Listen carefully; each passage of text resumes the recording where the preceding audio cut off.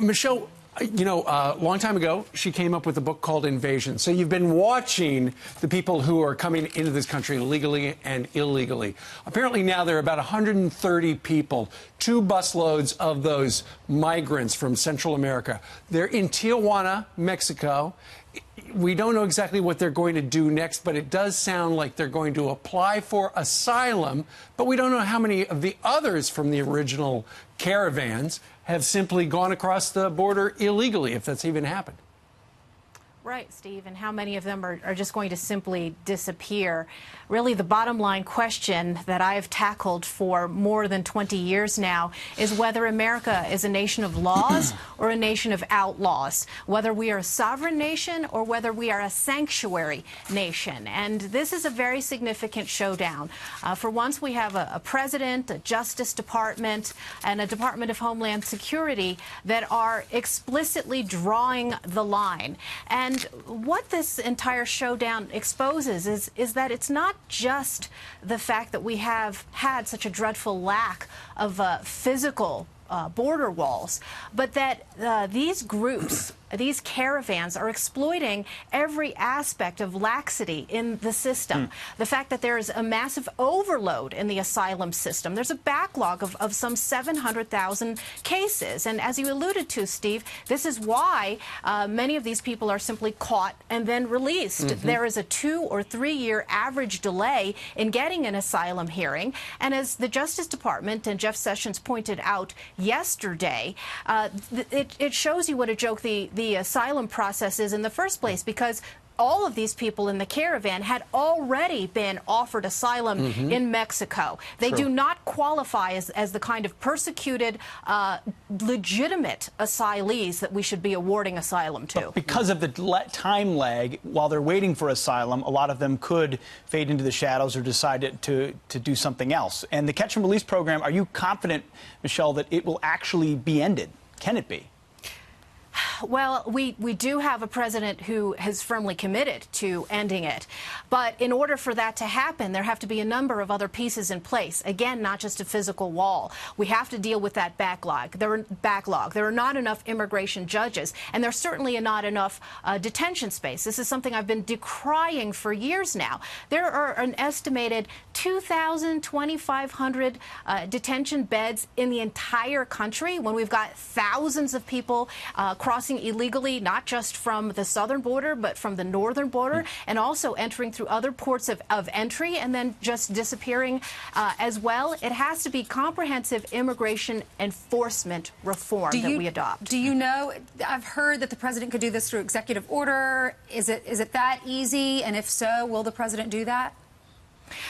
There are things that he can do by executive order, and I think those are in the works. But this is also a call for Congress to step up to the plate, because it has been pointed out many times that there are loopholes that Congress could address and haven't. Why is that? It's because these caravans of migrants serve a lot of purposes. They provide cheap labor to big business, and yes, that's both Republican and Democrat big businesses that do that, and also cheap votes to the Democrats as well. They're being exploited, and it's a sad thing. I harbor no animosity to people who are law-abiding otherwise, who are seeking a better lives. But the fact is that we've got a sieve that we are unable to discriminate between people who are here to do nefarious things and people who are here simply to improve their lives. Great point.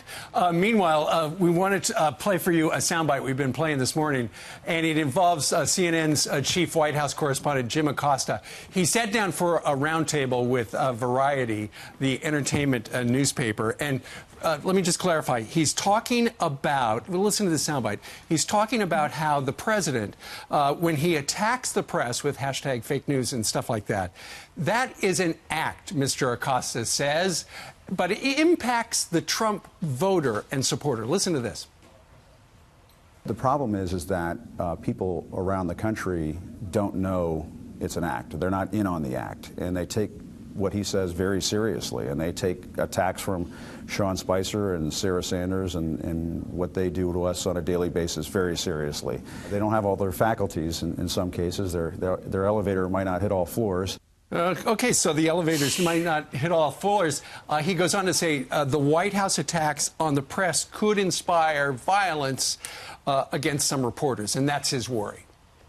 Yeah, this reeks. Let's unpeel this rotten banana on so many levels. First of all, there is the, very common disparagement of Trump voters and their intellect and their abilities of discernment. And a bottom dweller, a basement dweller like Jim Acosta shouldn't be talking about anybody else's intellectual faculties. Number two, what is he really doing when he attacks the president for his criticisms and his very justified criticisms of the propaganda media, namely CNN and the collusion narrative network? What he's trying to do is delegitimize this criticism of the press to take this tool away from the president when he points out that they are spreading lies and falsehoods.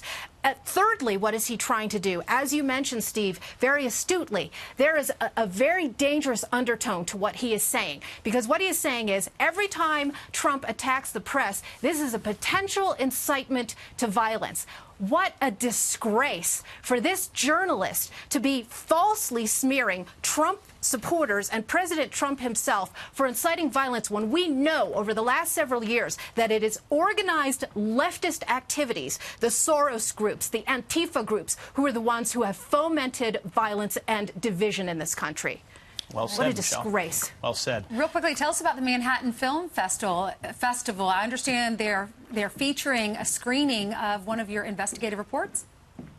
Yes, Ainsley. On Sunday, I will be back in New York City. I'm descending from the mountaintop, and we are very, very pleased and very humbled and honored to be a feature film at the Manhattan Film Festival on Sunday, 6 p.m. at Cinema Village, for an episode that I did called Railroaded, Surviving Wrongful Convictions. It's one of those areas where it's common ground forged between left, right, and center to fight these injustices in the criminal injustice system. You can find out more information at CRTV and on my Twitter and Facebook page. Well, to entice people to go, we've actually got a promotional clip. Watch this. 21 years is a long time. Sure is, especially for a crime you didn't commit. Was there ever a point along this terrible journey that you ever doubted your son? No. And Brian, was there ever a point along this journey that you felt like giving up? No. He was railroaded.